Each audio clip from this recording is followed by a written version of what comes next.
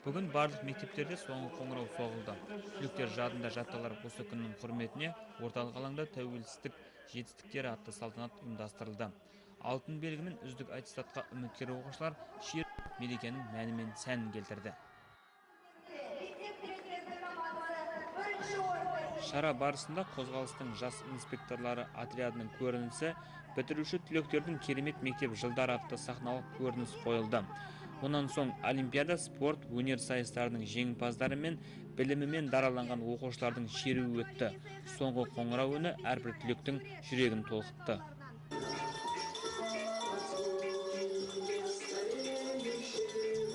Қиял қуған балалық шағы артта қалып, жүректері ерекше сезімге толы түлектерге облыс әкімі Болатбек Қуандықов ақ жол тіледі. Құрметті салтанатты жиынға қатысушылар, сіздерді және сіздер арқылы облыстағы барша мектеп бітіруші түлектер мен ұстаздарды және ата-аналарды соңғы қоңырау мерекесімен құттықтауға рұқсат етіңіздер.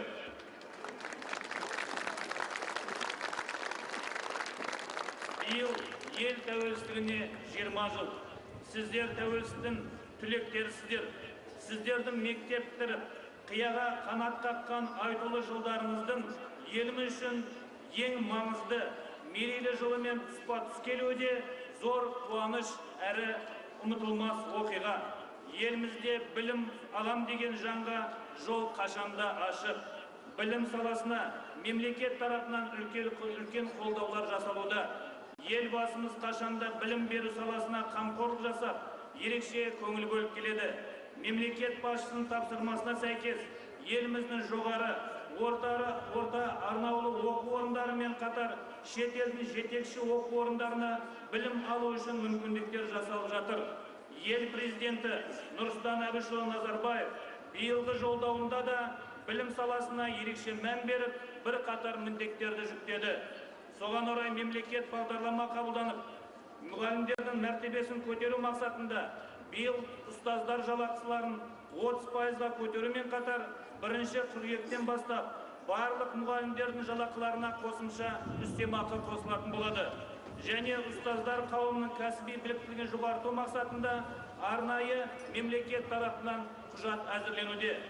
Айта кету керек, өткен жылы ұлттық бірыңғай тестілеу қорытындысымен облыс білім ұйымдарының орташа баллы 88,17-ні құрап, республикада алғашқы үздік үштік қатарынан орын алдық.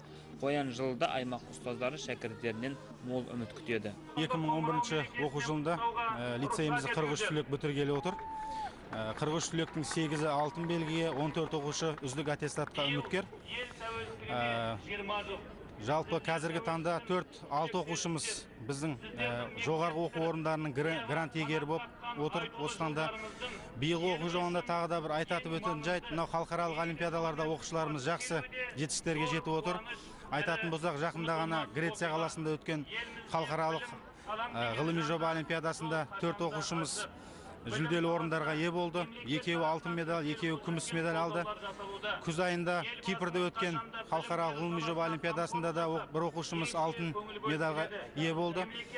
Сондықтан да жылда жалпы оқушыларымыз осы халықаралық деңгейде жоғары нәтижелерге қол жеткізуде.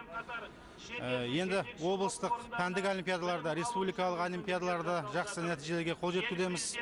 Биыл 11-ші сынып оқушымыз Абзал Сереков 2-ші рет қатарынан республикалық олимпиадасының жүлдегері атанды. Сондықтан да қуаныштымыз. Барлықтарыңызды бүгінгі соңғы қоңырау бітіру мерекесімен құттықтаймын.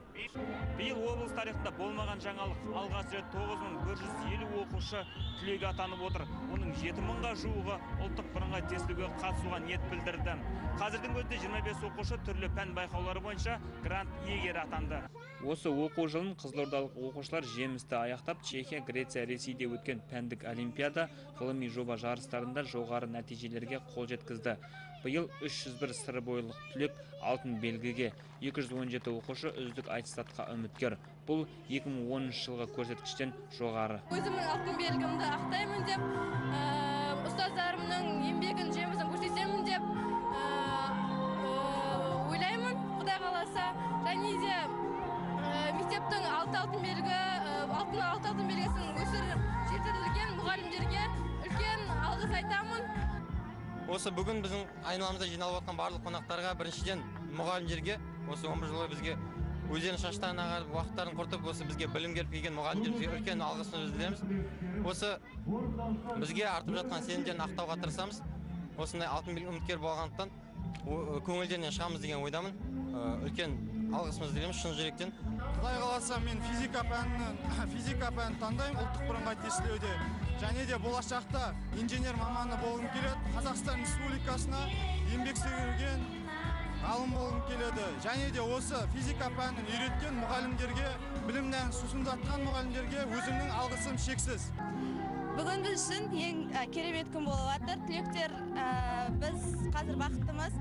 Және Құдай қаласа алдымызда келатқан ОБТ-дан жоғары бала алып, елбасымыздың және басқа да ата-анамыздың үмітін ақтауға тырысамыз. Және осы Қазақстан мемлекетінің басқа мемлекеттерге атын шығаруға барлық үлесімізді қосамыз. Ұлттық бірыңғай тестілеу қорытындысы бойынша 5 алтын белгі иегері шыққан мектептің озат ұстаздары шетелге демалуға жіберіледі. Сондай-ақ жоғары нәтижеге қол жеткізген білім ордасы ұжымдарына 50 000 теңгеден сыйақы беріледі. Бар тірліктің тұтқасы білім, ал оны иеленген ұрпақ ұлт келешегінің ұйытқысы. Бүгінгі мынау болып атырған балдарымыз, оның ішіндегі мен номері 4-ші мектептің 11-ші Б класы Егалиева Жауқазынның дәу мамасымын, менің немерем. Осы мен соңғы қоңырау бітіріп атырған оқушыларыма, балдарыма ақ жол тілеймін. Бәрі де алда грантқа алтын медаль, күміс медаль бәріне іліне берсін. Алла аспанымызды ашық, жерімізді тегіс етіп, Алла тағала осы балалардың мына егеменді еліміздің қоғам қайраткері ете көр осы бітіруші жастарды. Осы балдарымызға амандық тілейміз, бақыт тілейміз, жолы ақ болсын, армандарына жетсін, ел тыныштық болсын деп тілейміз.